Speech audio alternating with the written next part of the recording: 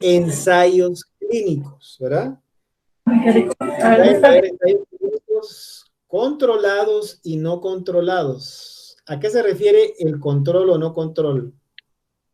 Aquí yo tengo un grupo al cual no le estoy dando el medicamento con el cual lo estoy comparando. O sea, ensayo clínico sin control tiene menos evidencia científica que uno con un control, ¿verdad? Es decir, si estoy probando un nuevo medicamento, a uno le di el medicamento nuevo y al otro le di el de rutina o le di un placebo, ese es un ensayo controlado, porque tengo un grupo con el cual comparar, ¿ya? Ciego, doble ciego, triple ciego. ¿A qué se refiere eso?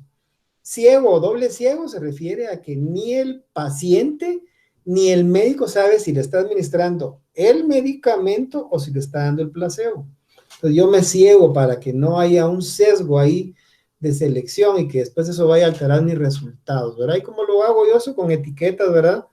La persona que pone las etiquetas no es la misma persona que administra el medicamento y el investigador no sabe si le dieron el de etiqueta azul y el de etiqueta roja o el número par e impar, etcétera. Al final no sabe si le está dando el medicamento o un placebo, porque eso podría causar un sesgo, ¿verdad? A eso se refiere también lo de etiqueta abierta o cerrada, al hecho de que yo sepa o no si le estoy dando el medicamento o el placebo, ¿verdad? La randomización es de que yo de una manera aleatoria distribuir en los dos grupos para que me queden más o menos homogéneos. No vaya a haber un sesgo de selección, ¿verdad? Debo buscar cuál es la pregunta primaria o el outcome, qué es lo que percibo yo, que quiero medir, mortalidad, efectividad, eficiencia, efectos adversos, etcétera. Tengo que saber cuál es el outcome, ¿verdad? Y cuando hay una diferencia significativa. ¿Cómo medir entonces esta tabla para diferenciar si tiene un grupo control o no? Si tiene grupo control, solo puede ser con asignación aleatoria, es decir, que de una manera al azar, utilizando una fórmula o un programa o una tabla de aleatoria, de asignación aleatoria, estoy distribuyendo, buscando de que no me haya sesgos a la hora de escoger a las dos poblaciones que voy a investigar, ¿verdad? Cuando tienen grupo control, ¿verdad? Entonces, por ejemplo, el ensayo clínico controlado, aleatorio, randomizado. Lo aleatorio, ¿a qué se refiere? Ya lo dijimos, cómo fueron distribuidos en el grupo A o en el grupo B. Controlado porque tiene un grupo control, ¿verdad? Y randomizados, pues también, porque fue de una manera al azar que se escogió eso, ¿verdad? También existen los ensayos no aleatorios, ¿verdad? Los estudios experimentales en los que la asignación se interviene se realiza por el azar, por ejemplo, en estos, ¿verdad? O existe un grupo de intervención, un grupo control, pero la asignación no se hizo de manera aleatoria, sería este grupo, el ensayo no aleatorizado, pero sí controlado, ¿de acuerdo? Y los estudios en los cuales no hay grupo control, ensayos no controlados, estudios de antes, después, estudios de intervención, ¿de acuerdo? Cuando busquemos la literatura, cuando revisemos, si queremos la mejor evidencia científica posible, hablando de, valga la redundancia, medicina basada en evidencia, yo voy a buscar los estudios que sean controlados, aleatorizados y randomizados. Eso es lo ideal, ¿verdad? Y mejor si es un metaanálisis de esto, ¿de acuerdo? Puedo analizar críticamente entonces estudios conociendo esta distribución, por ejemplo, utilizando el acrónimo PICO. ¿PICO qué se refiere? A población, qué tipo de intervención se hizo, qué tipo de comparación se hizo y el resultado outcome.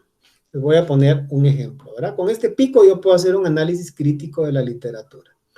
Por ejemplo, ese es un estudio de Montini, ¿verdad? Que fue publicado en el British Medical Journal del 2007, ¿verdad? Y que se llama Tratamiento antibiótico para pielonefritis en niños.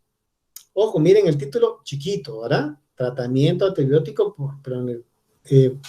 para pielonefritis en niños. Es un estudio multicéntrico, se hizo en varios hospitales, de manera randomizada, o sea, al azar, con grupo control, ¿verdad?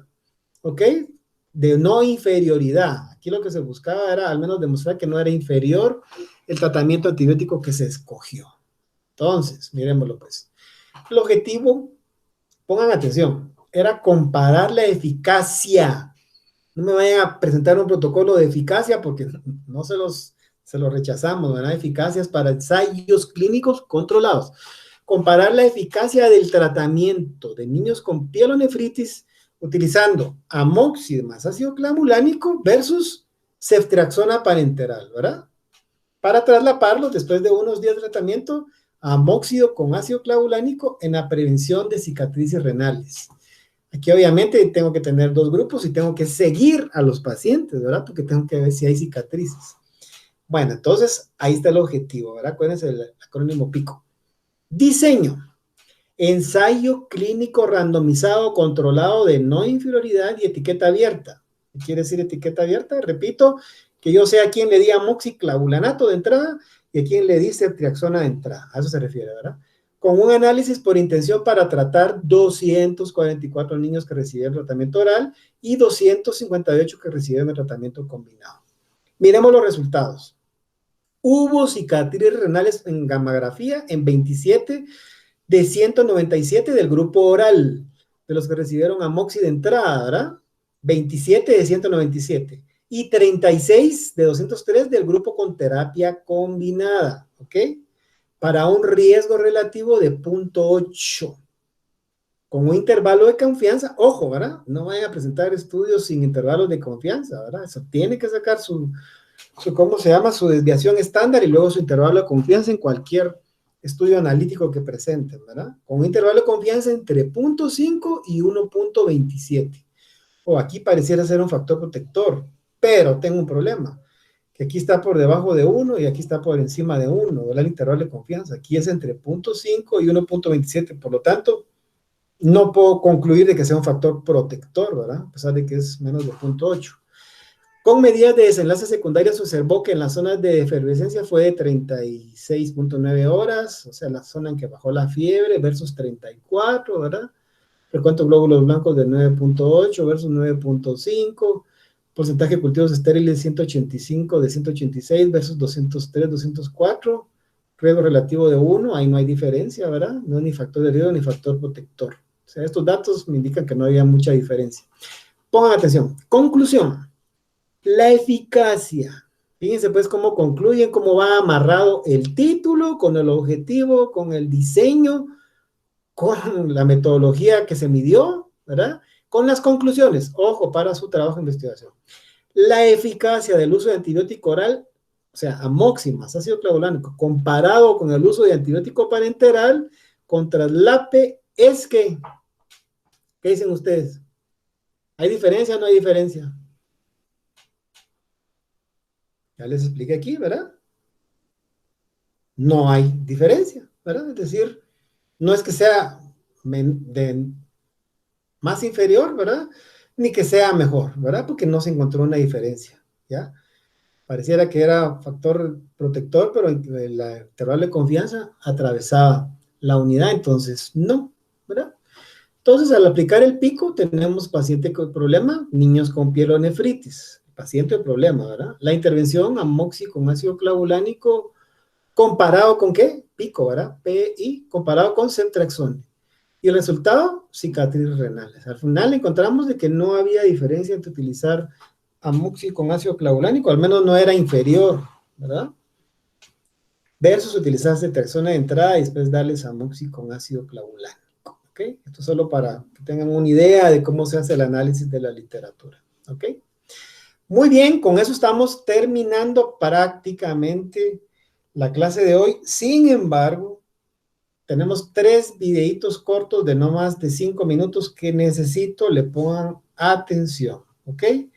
Y que después van a tener la oportunidad de volver a ver, ¿ok? Vamos a ver, control, clic.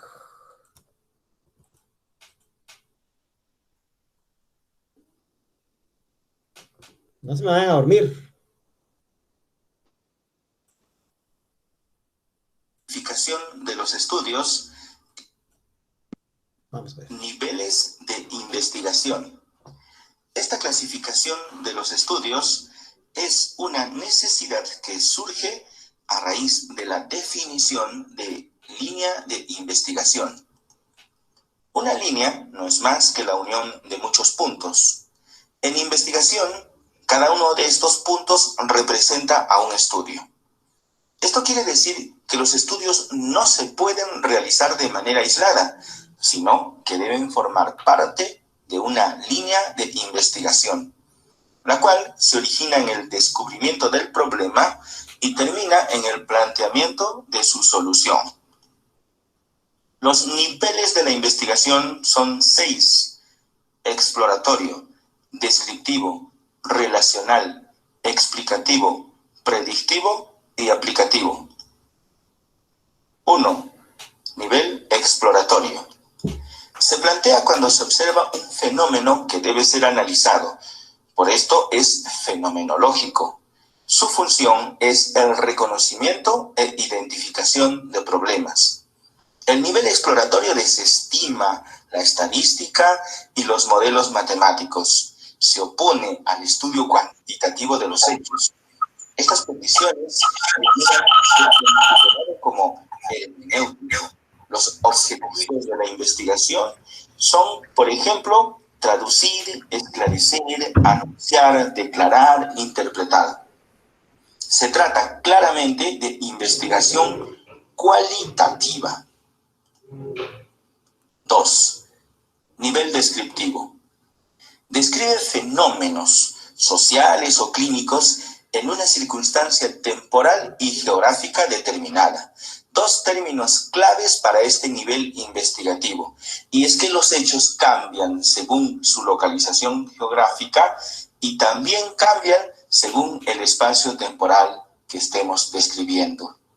Su finalidad es describir si estudiamos a toda la población o estimar parámetros si la estudiamos a través de una muestra.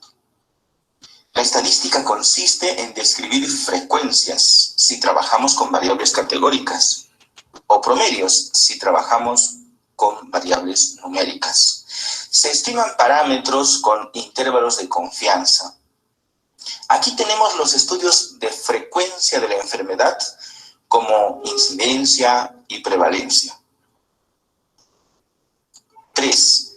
Nivel relacional. No se trata de estudios de causa y efecto. Comenzamos con esta afirmación porque suele confundirse con los estudios de causalidad. La estadística solo demuestra dependencia entre eventos. Así tenemos los estudios de asociación, en los cuales no podemos hablar de que esta relación sea de dependencia. La estadística es bivariada y nos permite hacer asociaciones como chi cuadrado, con sus respectivas medidas de asociación, y también correlaciones como la correlación de Pearson, con sus respectivas medidas de correlación. 4. Nivel explicativo. Explica el comportamiento de una variable en función de otra u otras.